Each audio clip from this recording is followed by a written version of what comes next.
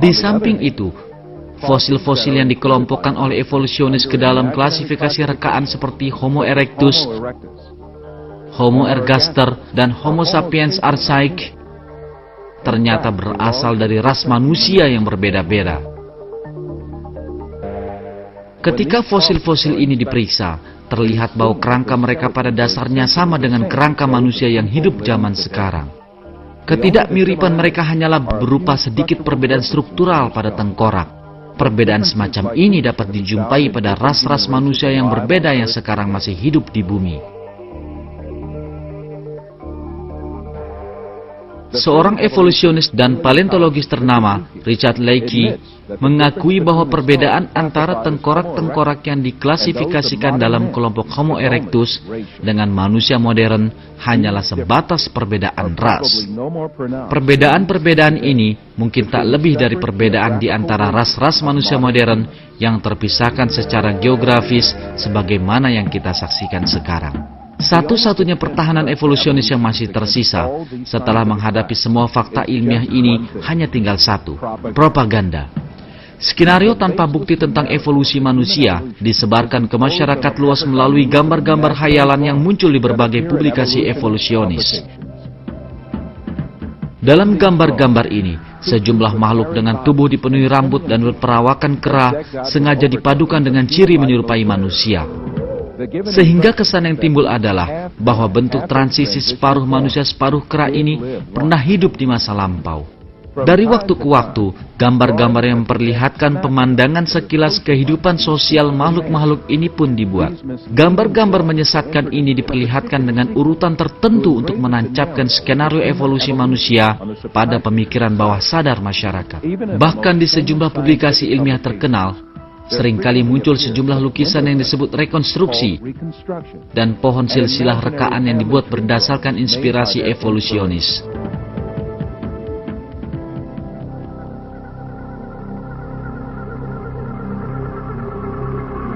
Kemampuan berkhayal evolusionis tidak terbatas pada gambar dan model fiksi. Mereka bahkan melangkah lebih jauh dan membuat film yang mengisahkan kehidupan makhluk khayalan separuh manusia, separuh kera. Tetapi, semua ini adalah kebohongan murni. Satu-satunya bukti di tangan mereka umumnya tak lebih dari sejumlah kecil fragmen tengkorak atau sebuah tulang kaki. Rambut, kulit, hidung, telinga, bibir, atau ciri wajah lain dari makhluk hidup tak dapat ditentukan dari sisa peninggalan tulang belulangnya.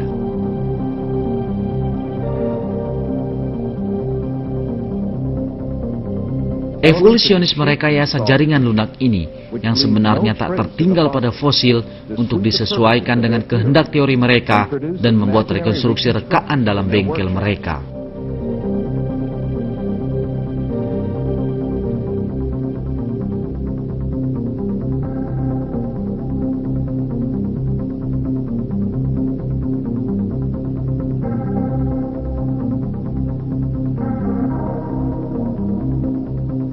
Ernst Houghton, pakar dari Universitas Harvard, menyatakan bahwa gambar-gambar ini tidak memiliki nilai ilmiah. Dengan keahlian yang sama, Anda dapat merekonstruksi tengkorak Neanderthaloid menjadi wajah simpanse atau muka seorang filsuf. Restorasi tipe-tipe manusia purba ini memiliki sangat sedikit nilai ilmiah. Itu pun kalau ada, dan cenderung hanya menyesatkan masyarakat. Evolusionis melangkah begitu jauh dalam masalah ini, sehingga mereka sampai berani membuat wajah-wajah yang sangat berbeda dari satu tengkorak yang sama.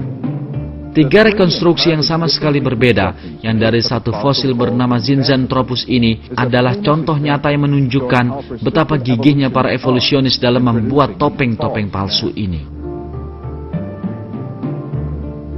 Evolusionis tidak hanya bermain dengan gambar dan rekayasa tipuan. Terkadang mereka melakukan pemalsuan dengan sengaja. Yang paling terkenal dari kasus pemalsuan ini adalah fosil Piltdown yang terjadi di Inggris tahun 1912 oleh seorang evolusionis bernama Charles Dawson. Fosil ini dikemukakan sebagai bentuk transisi yang paling penting dari kera ke manusia dan dipertontonkan di sejumlah museum selama 30 tahun lebih.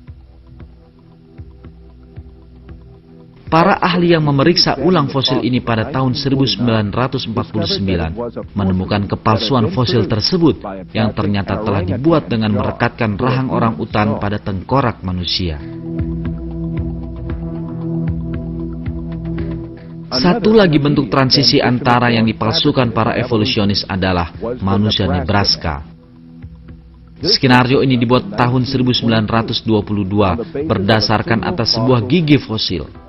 Evolusionis tidak menyia-nyiakannya dengan memberinya nama Latin Hesperopithecus Harold Cooke, serta membuatkan lukisan hayalan yang sesuai.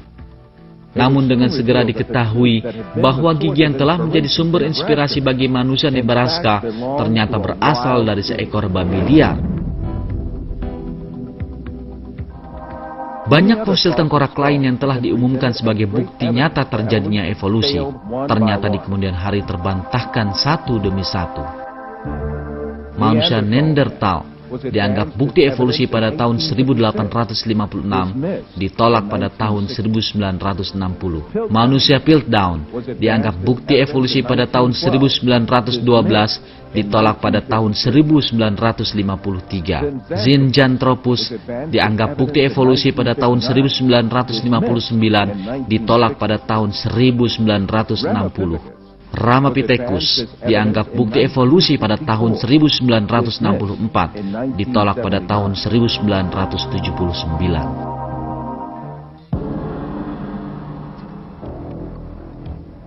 Kendati pun telah jelas kebohongannya, tengkorak-tengkorak ini masih saja disebarluaskan melalui media dan di buku-buku pelajaran evolusionis sebagai sebuah fakta ilmiah.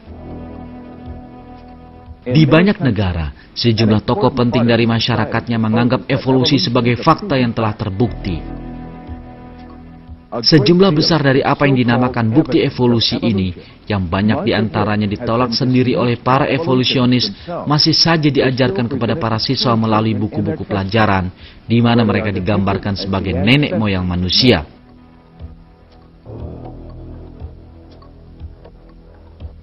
Yang pasti, kebenaran yang dengan gigi ditentang dan disembunyikan secara evolusionis tampak jelas bagi siapapun. Spesies makhluk hidup muncul di bumi secara tiba-tiba dan telah sempurna. Dengan kata lain, mereka telah diciptakan. Pencipta yang berkuasa atas seluruh alam ini telah menciptakan seluruh makhluk hidup dengan sifat mereka yang unik dan sempurna.